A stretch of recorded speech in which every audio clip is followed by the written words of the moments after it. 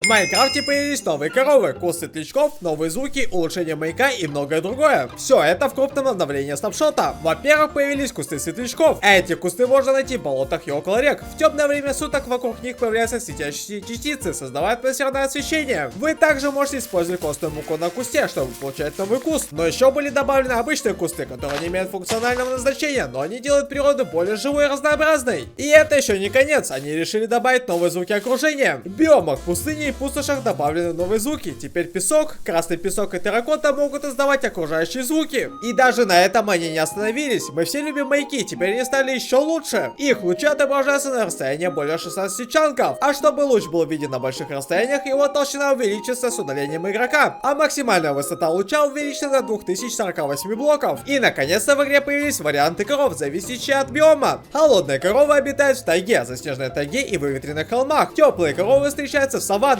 джунглях и пустошах. А обычные коровы по-прежнему появляются в большинстве биомах, но их модель была обновлена. Теперь у нее более выступающая морда, придающая ей реалистичный вид.